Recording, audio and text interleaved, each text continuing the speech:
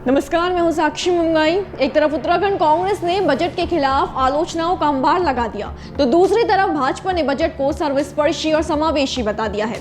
देखा जाए तो उत्तराखंड में कांग्रेस और भाजपा के विचार बजट 2023 को लेकर टकरा रहे हैं। अब सवाल ये है कि अगर कांग्रेस बजट की आलोचना कर रही है तो किस बिना पर, और अगर भाजपा सरकार की पीठ थपथपा रही है तो वो किस आधार पर। आइए रिपोर्ट में आज यही जानते हैं कि कौन सी 5 सबसे बड़ी शिकायतें कांग्रेस को बजट 2023 से हैं और किन 5 विशेषताओं का उल्लेख कर बीजेपी के दिग्गज बजट को विकास का रोड मैप बता रहे हैं। देखिए रिपोर्ट।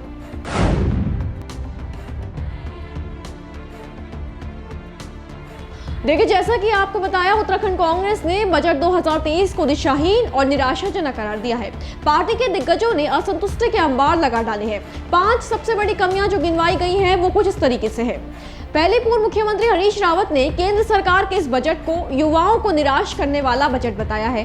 ग्रीन बोनस को फोकस करते हुए हरदा ने कहा है कि बजट में प्रदेश के हरित इलाकों के लिए ग्रीन बोनस को लेकर चुप्पी साध ली गई। उत्तराखंड के हिसाब से बजट, जब आप इन्वायरमेंटल चीज़ों की बातें बड़ी कर रहे हैं, हरित हरित हरित कर रहे हैं, जो ग्रीन एरिया है, जो हरित एरिया है, जो ऑक्सीजन देने वाला एरिया है, उत्तराखंड जैसे राज्य जो जंगलों की रक्षा कर रहे हैं, उनको ग्रीन बोनस देने के विषय में जो एक लॉन्ग स्टैंडिंग डिमांड है, उसमें शांत है। दूसरी शिकायत कांग्रेस के प्रीतम सिंह ने जताई है। पूर्व नेता प्रतिपक्ष प्रीतम सिंह के मुताबिक तो ये बजट घोर निराशा वाला बजट है, जिसमें उत्तराखंड के हाथ कुछ नहीं आया है। न बेरोजगारी की बात की गई है, न महंगाई की बात की गई है। महंगाई कैसे कम होगी इस पर कोई बात नहीं है, बेरोजगारी कैसे दूर होगी इस पर कोई बात नहीं है। ये सरकार ऐसी सरकार है, एक हाथ से देती है और दोनों हाथों से लूटने का काम करती है। तो ये बजट घोर निराशाजनक वाला बजट है और उत्तराखंड के हाथ खाली है। बढ़ते हैं कांग्रेस के तीसरे असंतोष की ओर। नेता प्रतिपक्ष यशपाल आर्य ने अपने पोस्ट के माध्यम से सरकार को आड़े हाथों लेते हुए कहा है कि मोदी सरकार ने अपने बजट में मध्यम वर्ग को शहद में लिपटी कड़वी गोलियां दी है। आर्य ने लिखा कि शिक्षा के बजट को 2.64% से घटाकर 2.5% करना और स्वास्थ्य का बजट 2.2% से घटाकर 1.98 करना दुर्भाग्यपूर्ण है। इसके अलावा नेता प्रतिपक्ष ने बढ़ती बेरोजगारी, किसानों की दुर्दशा और महंगाई को लेकर भी बजट को निराशाजनक बताया है। चौथी शिकायत की बात करते हैं। कांग्रेस की मुख्य प्रवक्ता गरिमा दसोनी ने बजट 2023 को लेकर तीखी प्रतिक्रिया दी है। गरिमा दसोनी की माने तो उत्तराखंड जैसे हिमालय राज्यों को जिस प्रकार की संवेदनशीलता की अपेक्षा बजट से थी वो दिखाई नहीं गई है। इस बार भी प्रदेश की झोली पूरी तरीके से खाली है। हमेशा की भाजपा सरकार के बजट की तरह ये बजट भी अमीरों के लिए ज़्यादा और गरीबों के लिए कम दिखाई पड़ता है। उत्तराखंड के भाजपा के नेता इसे सर्वसमावेशी बजट तो बता रहे हैं, लेकिन ये बताने में असक्षम है कि उत्तराखंड की झोली में क्या गिरा, क्योंकि उत्तराखंड को बहुत सारी अपेक्षाएं इस बजट से थीं। अभी अभी हम जोशीमठ के ताज़ा हालातों से गुजर रहे हैं। ऐसे में यहाँ एक केंद्रीय संस्थान की दरकार थी जो कि अध्ययन करे भूस्खलन और भूधसाव जैसी स्थितियों का और उसका समाधान निकाल के राज्य सरकारों को बताए। वहीं हमारी टनकपुर बागेश्वर रेलवे लाइन का क्या हुआ, हमारी डोईवाला से उत्तरकाशी रेलवे लाइन का क्या हुआ, हमारे जो जामरानी और सौंग बांध जैसे बड़े प्रोजेक्ट्स हैं उसके लिए जो हमें पैकेज की दरकार थी उसका क्या हुआ।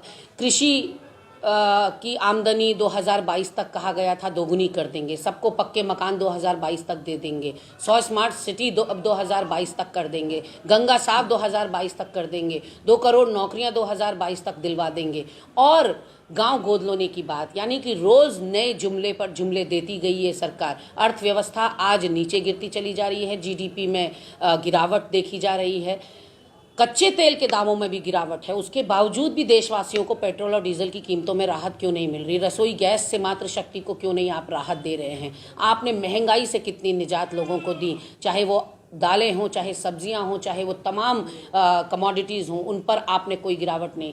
टैक्स स्लैब से जो उम्मीदें थी वो उस उम्मीद पर खरा नहीं उतरा। उत्तराखंड जैसे हिमालयी राज्यों को जिस तरह की संवेदनशीलता की अपेक्षा इनसे थी वो इन्होंने कहीं नहीं दिखाई। और जहाँ तक पूरे अगर समग्रता में देखा जाए तो उत्तराखंड के लिहाज से तो उत्तराखंड को सौगात में कुछ भी नहीं मिला है। एक बार फिर उत्तराखंड की झोली खाली रह गई। इन्होंने डबल इंजन की सरकार मांगी, हमने ट्रिपल इंजन की सरकार इनको दी, लेकिन वो इंजन शायद उत्तराखंड के परिप्रेक्ष्य में तो स्टार्ट होने का नाम ही नहीं ले रहा। इस सब के अलावा कांग्रेस प्रदेश अध्यक्ष करण महारा की प्रतिक्रिया भी सामने आई है। करण महारा ने इस बजट को विकास विरोधी बताया है। महारा के मुताबिक वित्त मंत्री ने बजट के आंकड़ों की बाजीगरी भड़की है, जिसमें वित्तीय प्रबंधन का नितांत अभाव है। इसी कारण बजट से महंगाई व बेरोजगारी बढ़नी तय है। तो जैसा कि देखा जा सकता है, बजट 2023 पेश किए जाने के बाद बेरोजगारी, महंगाई, ग्रीन बोनस, आपदा राहत से मुंह मोड़ लेना और जीएसटी प्रतिपूर्ति को लेकर उत्तराखंड कांग्रेस ने सरकार को घेरा है। आइए अब जानते हैं कि कांग्रेस के विपरीत सत्तारूढ़ पार्टी यानी कि उत्तराखंड भाजपा की नजर में किन 5 बड़े कारणों से बजट 2023 किसी उपलब्धि से कम नहीं है।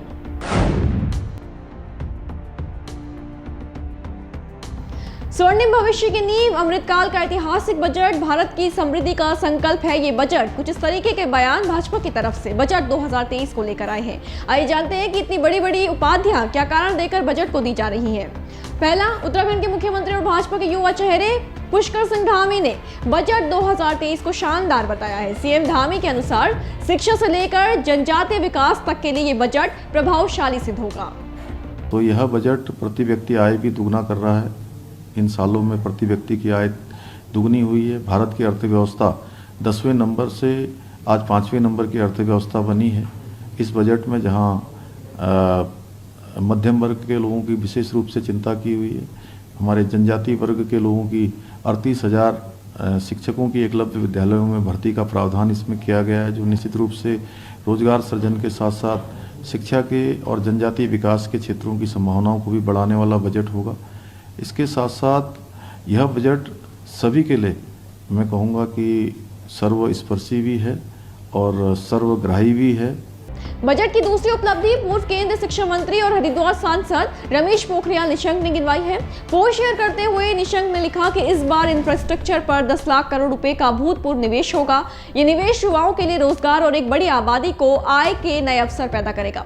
बजट में कृषि ऋण को बढ़ाकर 20 लाख करोड़ रुपए किया गया है। युवा उद्यमियों के लिए कृषि स्टार्टअप को प्रोत्साहित करने के लिए एग्रीकल्चर एक्सीलेटर फंड बनाया जाएगा। बजट को शिक्षा, नवाचार एवं अनुसंधान पर विशेष तौर पर केंद्रित किया गया है। सांसद रमेश पोखरियाल निशंक के अलावा उत्तराखंड के स्वास्थ्य एवं शिक्षा मंत्री डॉक्टर धन सिंह रावत ने बजट को ऐतिहासिक बताया है। काबीना मंत्री के मुताबिक बजट में शिक्षा और स्वास्थ्य के क्षेत्र को विशेष महत्व देते हुए नवीन योजनाएं शुरू करने के लिए व्यवस्था की गई है। रावत ने शिक्षा पर जीडीपी का 2.9% व स्वास्थ्य क्षेत्र में जीडीपी का 2.1% बजट खर्च करने की व्यवस्था के लिए प्रधानमंत्री नरेंद्र मोदी व वित्त मंत्री निर्मला सीतारमण का आभार जताया है। बजट की चौथी विशेषता की बात करें तो वो बताई है उत्तराखंड के कृषि एवं उद्यान मंत्री गणेश जोशी ने। गणेश जोशी ने केंद्र सरकार के बजट को अमृतकाल का ऐतिहासिक बजट बताया। कहा है कि ये बजट उन्नत किसान समृद्ध देश के मूल्य मंत्र को सार्थक करता है और आने वाले समय में प्राकृतिक खेती के क्षेत्र में भारत निश्चित ही अग्रणी देशों की श्रेणी में होगा। इसी तरीके से पशुपालन मंत्री सौरभ बोगड़ा ने भी बजट 2023 की प्रशंसा की है। कहा है कि पीएम नरेंद्र मोदी और वित्त मंत्री निर्मला सीतारमण ने देश के प्रत्येक वर्ग के हितों का ध्यान रखते हुए बजट को आकार दिया। कृषि ऋण का दायरा 20 लाख करोड़ रुपए तक बढ़ाया गया है। ये स्वागत योग्य फैसला है। उत्तराखंड में पशुपालन, डेयरी, मत्स्य पालन की अपार संभावनाएं हैं। उत्तराखंड के लिए ये बेहद उपयोगी होगा। तो एक प्रकार से बजट को लेकर एकदम विपरीत ख्यालात भाजपा और कांग्रेस के हैं। जहां भारतीय जनता पार्टी बजट 2023 को विकास के रोड मैप के रूप में देख रही है, वहीं कांग्रेस को लगता है कि प्रधानमंत्री नरेंद्र मोदी को तो ये चाहिए था कि युवाओं से माफी मांग उन्हें अब अपने वादे पूरे करने के नए सिरे से आश्वासन दे।